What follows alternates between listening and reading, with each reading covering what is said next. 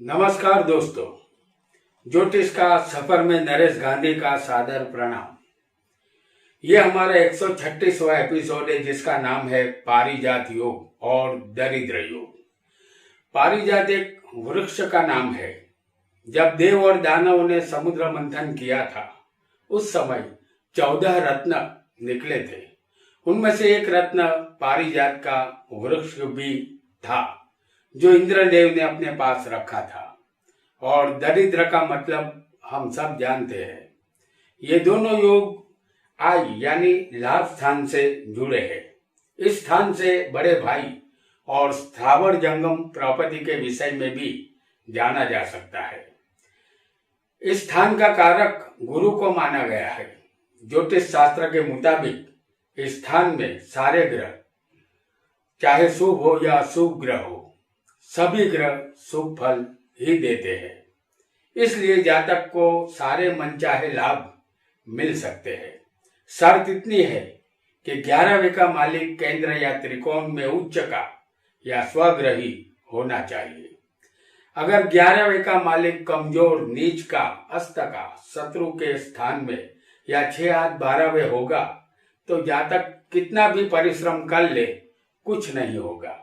आइए जानते हैं कि कुंडली में पारिजात योग और दरिद्र योग कैसे बनता है। सबसे पहले जानते हैं पारिजात योग के विषय में।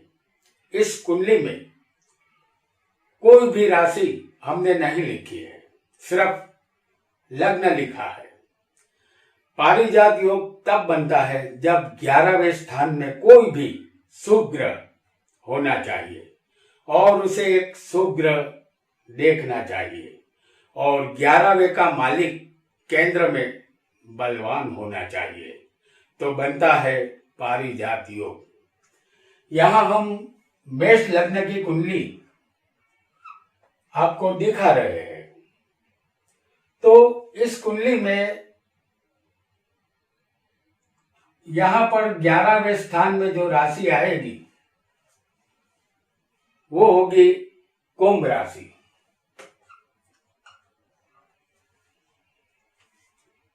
तो 11वें स्थान में हम यहां आपको दिखाएंगे कुंभ राशि में एक शुभ ग्रह शुक्र को।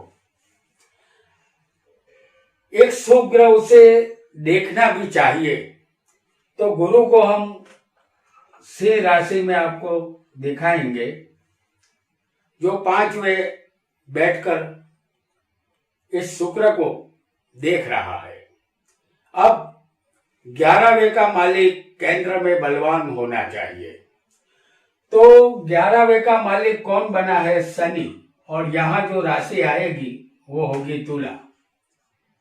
और तुला में शनि उच्च का है।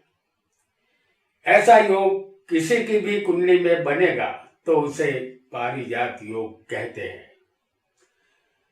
योग को फिर एक बार समझ लेते हैं। हमने यहाँ मेष लग्न की कुंडली बनाई है तो 11वें स्थान में एक शुभ ग्रह होना चाहिए।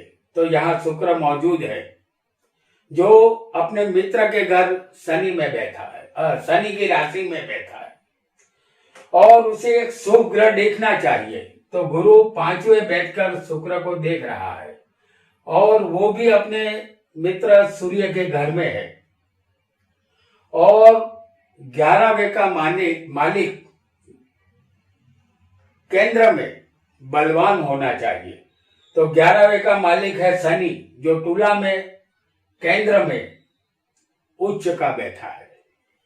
तो इसे कहते हैं पारिजात योग। अब जानते हैं पारिजात योग का फल। इस योग में जिस जातक का जन्म होता है पृथ्वीपति बनता है। यहाँ हमें जातक को जमीन जायदाद वाला समझना है। ऐसे जातक के जीवन में कुछ भी अशुभ नहीं होता। ये जो भी कार्य शुरू करते हैं उसका परिणाम शुभ होता है। उनकी सारी मनोकामना पूर्ण होती है। उनका कुटुंब परिवार बहुत ही अच्छा और सुखी होता है। ऐसा जातक अपने कुटुंब का भरपूर सुख पाता है।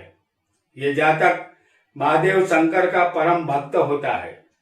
महादेव की कथा भी भक्ति पूर्वक ये जातक सुनता है और समझ पूर्वक आचरण भी करता है। तो ये था पारिजात योग का फल।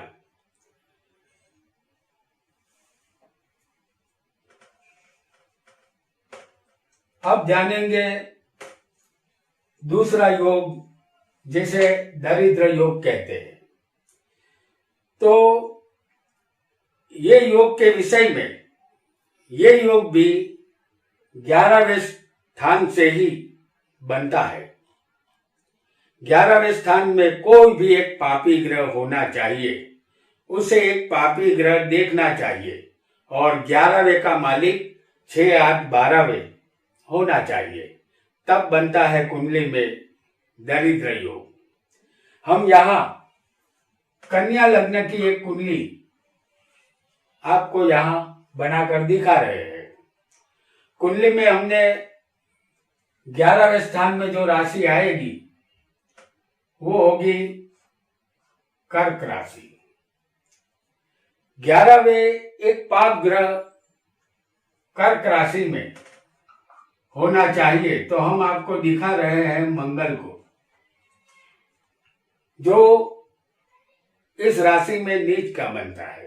उसे एक पाप ग्रह देखना चाहिए। तो यहां पर जो राशि आने वाली है मकर, यहां हम आपको दिखाएंगे सूर्य को। इस मंगल को एक पापी ग्रह सूर्य मकर में बैठकर देख रहा है और 11वें का मालिक 6, 8, 12वें होना चाहिए। तो 11वें का मालिक होगा चंद्र, जिसे हम आपको 6ठे स्थान में दिखा रहे हैं। ये कुंभ का चंद्र है, ये 6ठे बैठा है।